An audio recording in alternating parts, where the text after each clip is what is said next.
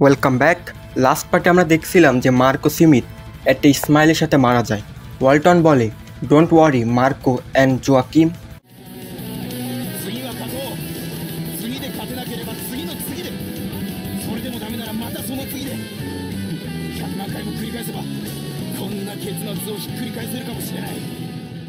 তার এই কথাগুলো কোনো প্রলাপের মতন মনে হতে পারে, কিন্তু সেগুলো ছিল তার চেয়েও বড় কিছু। ওয়ালটন সিমিসারকে ধরে এবং কনফার্ম করে যে এটা লোডেড আছে কিনা। এরপর সে সামনের ভাঙা বিল্ডিংয়ের দিকে চার্জ করে। অজান্তেই সে এমন এক যুদ্ধঘোষ ধ্বনি ছাড়ল যা গলা ছিঁড়ে ফেলবে বলে মনে হচ্ছিল। হয়তোবা তার সমাপ্তি জোয়াকিমের মতন হবে, বা সে মার্কোর মতন সেম ফেথকে শেয়ার করবে, কিন্তু এটা এখন হার্ডলি ম্যাটার করে। যেভাবেই হোক সে কেবল এই দুর্ভাগ্যজনক যুদ্ধের উপযুক্ত একটি করুণ মৃত্যুই মরবে। তার মাইন্ডে এরকম হতাশাজনক চিন্তা ঘুরছিল, কিন্তু তার সামনে কি আসতে যাচ্ছে সেটা সে কখনোই ধারণা করতে পারবে না।天に増します我らの父よ、願わくは皆の尊まれんことを、彼らに永遠の安息を与え、絶えざる光もて照らしたまえ。তার সৈনিক অন্তর্দৃষ্টি ওয়ালটনকে অজান্তেই একটা আশ্রয় নিতে বাধ্য করেছিল।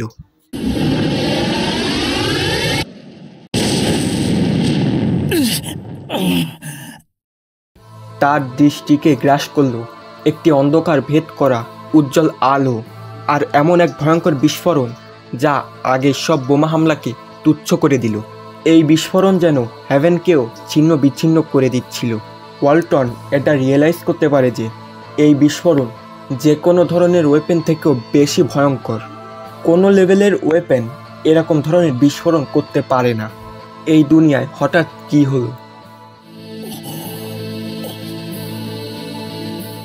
যে শহরকে রক্ষা করার জন্য সে নিজের জীবন বাজি রেখেছিল তা পরিণত হয়েছে এক ধ্বংসস্তূপে। ওয়াল্টারের দৃষ্টিশক্তি ও শ্রবণ শক্তি ফিরে পেতে অনেক সময় লেগে গেল, কিন্তু পরিস্থিতি বোঝার মতন সময় তার হাতে ততক্ষণ আর ছিল না। তার মনের এক কোণায় সন্দেহ জেগে উঠল, এটি কি কোনো জোক? কিন্তু একটা জিনিস ক্লিয়ার, তার অ্যালাইস এবং এনিমি উভয় অ্যানহাইলেট হয়ে গেছে। কোনো ধরনের বোমা হামলা এইরকম ধরনের ড্যামেজ করতে পারে না। অলদো ওয়ালটন সার্ভাইভ করে, কিন্তু সে অনেক বেশি আহত হয়। বিস্ফোরণের ধাক্কায় ছিটে আসা স্টিল এবং কংক্রিটের টুকরাগুলো তার পিঠে এবং পার্শ্বভাগে আঘাত করেছে। যে হাত একসময় তার সীমেসাত ধরেছিল তা কুনুই পর্যন্ত উড়ে গেছে। ছোটোখাটো আহতর সংখ্যা বোঝার চেষ্টা করাও মূল্যহীন ছিল।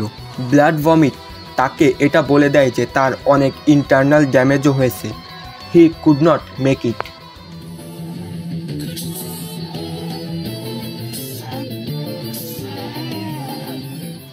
ওয়ালটন সোয়ার ব্লাইন্ডলি।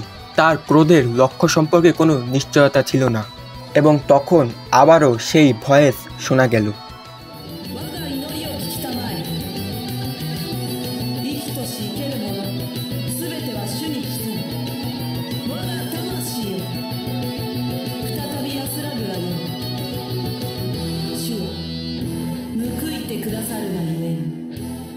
এটা ছিল ফলেন সোলজারদের জন্য অর্পিত এক শোকগাথা, যা একটি সুন্দর কণ্ঠে গাওয়া হয়েছিল। এখনকার কোনো গির্জার গায়ক দলেও এরকম মর্যাদাশীল সুর তুলতে পারবে না। যদিও কণ্ঠে যে তিরস্কার প্রবাহিত হচ্ছিল তা অতি স্পষ্ট ছিল। শুধুমাত্র মহাপ্রলয়ের আগমনের সন্ধ্যায় এমন এক কণ্ঠকে এঞ্জেলের আওয়াজ বলা যেত। এটি মৃতদের নিয়ে গাইছিল ঘৃণা আর উপহাস। তাদের সমস্ত মর্যাদার শেষ চিহ্নটুকু পায়ের তলার নিচে নিতে অতি আনন্দ পেত। এটি ছিল মেইহিমের মতন এক ডিস্ট্রয়ারের কণ্ঠ।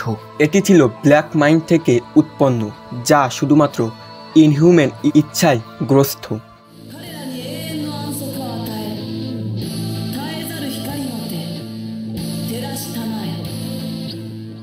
এবং তাই ধ্বংসস্তূপের বিশাল এক্সপেন্সে পা রেখে ডিস্ট্রয়ার অ্যাপেয়ার্ড হলো, তার ঠোঁটে সেই শয়তান সুলভ রিকুয়াম নিয়ে। এবং ফাইনালি আমরা সেই রিয়েল ডিস্ট্রয়ারকে দেখতে পাই। একজন ইয়ং বয়, তার বয়স মার্কো থেকেও কম। তার মুখের কাঠামো দেখে মেয়ে ভাবার ভুল করা ইজি। আর এখানে আমি এই পার্টটা শেষ করব। নেক্সট পার্টে একজন গোট অ্যাপেয়ার হবে। এখন তোমরা গেস করো সেই গোট কে। আমি জানি ভিডিওটা একটু ছোট, কারণ আমি রিভেন্ট ইনসেনিটির উপরও কাজ করতেছি। এছাড়া নতুন আরও ভিডিও টপিক আছে, তা নিয়েও আমি কাজ করতেছি। আর এছাড়া আমি এরকম সচরাচর 3-4 দিন পর লং ভিডিও আপলোড করি না। Bye bye.